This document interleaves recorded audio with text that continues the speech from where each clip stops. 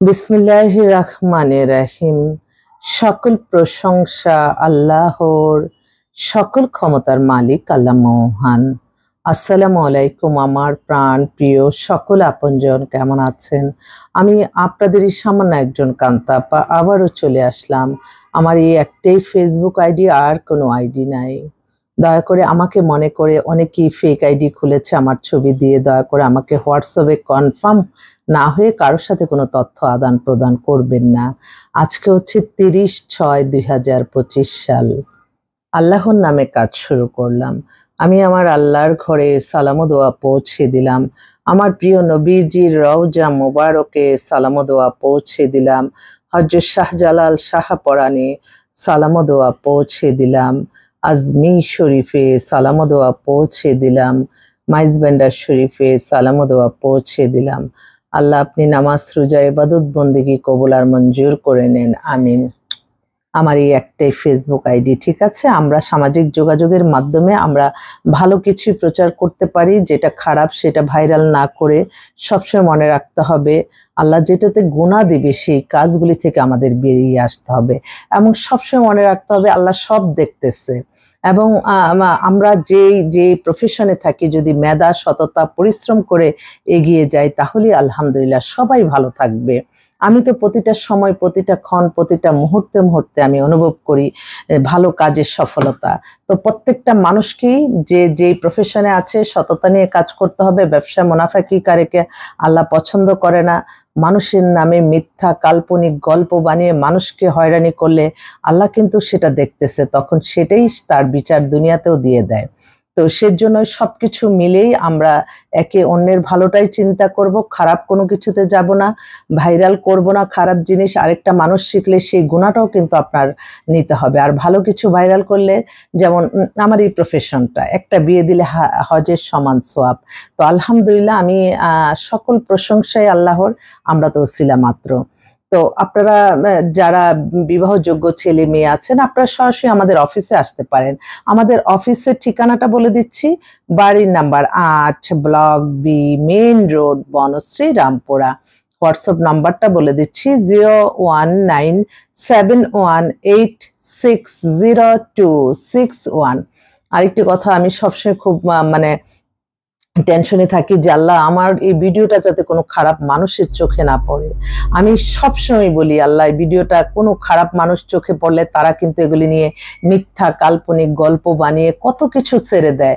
তো এই সামাজিক যোগাযোগের মাধ্যমে আমরা যাতে মানুষকে হয়রানি না করি, আপনি না জেনে না বুঝে একটা মানুষ সম্পর্কে বিভিন্ন খারাপ মন্তব্য করে এটা ছেড়ে দিলেন, এটা দুনিয়ায় দেখে ফেললো, কিন্তু পরে আপনি দেখলেন এটা কিছু না। এটার জন্য দায়বদ্ধতা আপনার থাকতে হবে, এটা আল্লাহ দেখতেছে।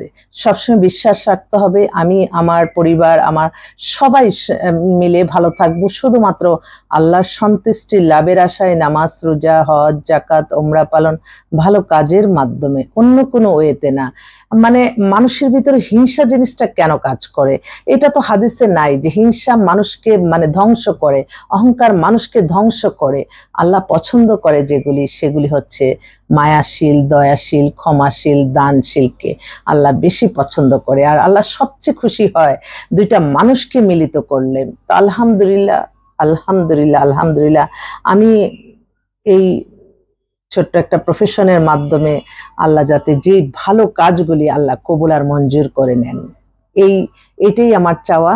আর ফেসবুকের মাধ্যমে অনেকে ফেক আইডি খুলে, আপনি সবসময় মেসেঞ্জারে কখনই কথা বলবেন না। বিশেষ করে আমার বোনরা, হয়তো ছবিটা দেখতেছো আমি, কিন্তু ওই যে মেসেঞ্জারে যে চ্যাটিং করতেছে সেই মানুষটা কিন্তু সে না। আর আমরা মেয়েরা কেন এত অন্তরঙ্গ কথা বলবো, এটাও তো বুঝতে হবে। সবসময় মানে চলতে হবে নিজের মেধা খাটিয়ে। কল্পনার জগতে বসবাস করলে হবে না, বাস্তবতা আমি কি সেটাই দেখতে হবে। আমরা অনেকেই, এই যে এখন আমি হয়তো একটা ফিল্টার দিয়ে ছবি ছাড়লাম, এটা একদম অল্প বয়স চলে আসে, কিন্তু আপনার মনে রাখতে হবে ভার্চুয়ালিতে আপনি সবকিছুতে বিশ্বাস করবেন না যতক্ষণ না পর্যন্ত টিভি চ্যানেলের নিচে কোনো নিউজ দেখছেন। কারণ কি এটা অনেকে এটা একটা ব্যবসা পার্টনার বানিয়ে ফেলে যে আরে আমি আমারটা যত মানুষ দেখবে আমি তো টাকা পাচ্ছি, কিন্তু ওই যে খারাপ জিনিসটা মানুষকে শিখাই দিচ্ছে সেটার জন্য কিন্তু আপনার আল্লাহর কাছে জবাব দিতে হবে। তাই খারাপ কোনো কিছু ভাইরাল না, ফেসবুক, ইউটিউব এগুলি সামাজিক মাধ্যমটা আমরা দিনের দাওয়াত দিতে পারি, ভালো কাজ প্রচার করতে পারি এবং বিভিন্ন সমস্যাগুলি তুলে ধরতে পারি। যেমন আমি আমার ক্ষুদ্র প্রফেশনের ক্ষেত্রে আমি আমার সকাল থেকে রাত 12টা-1টা পর্যন্ত বাইরে কোথায় যানজট সমস্যা, যেখানে সমস্যা মনে করি সেখানে মনে হয় যে আমি একটু বলি, কিন্তু এগুলি আবার অনেক সময় অনেক হিতে বিপরীত হয়, যে অনেক ভয়ও কাজ করে। তারপর যেমন বেকারত্ব সমস্যা, এটা তো সমস্যা থেকেই যাচ্ছে, কারণ বর্তমানে আসলে সাংবাদিকতা এমন একটা পবিত্র প্রফেশন, এটা দ্বারা মানুষের কল্যাণ হবে, এটা দ্বারা যে নিজে ভোগ করবে তখনই কিন্তু মানুষ এগুলি মিথ্যা কাল্পনিক গল্প ছাড়ে। তো এগুলি থেকেও আমাদের বেরিয়ে আসতে হবে। আমাদের অন্য ভালো কতগুলি সেক্টর আছে, যেমন ব্যাংকে যাই আমরা লাইনে দাঁড়াইতে হয় টাকা তুলতে, টাকা দিতে, বিল দিতে। তো এখানে এই সব জায়গায় যদি কর্মমুখী মানুষ আরো নেওয়া হয়, ডাক্তারদের অনেক মানে ফ্যাসিলিটি দিতে হবে, কারণ একটা ডাক্তার একটা রোগীর আল্লাহর পরেই কিন্তু সে তার সেবা যত্ন দিয়ে মানুষকে বাঁচিয়ে দেয়। তো সেজন্যই আমাদের এই কিছু প্রফেশনে আমাদের বেশি লোক নিলে বেকারত্ব কমে যাবে, হয়তো মানে সমাজে একটা সুন্দর শৃঙ্খলা আসবে। ব্যবসা করতে যাবেন, যেখানে দেখবেন যে ব্যবসায় আপনি অ্যাডভান্স দিয়ে আপনার অফিস নিতে হয়, সেই অ্যাডভান্সে টাকা দিয়ে আর অফিস ভাড়া দিয়ে আপনি শেষ।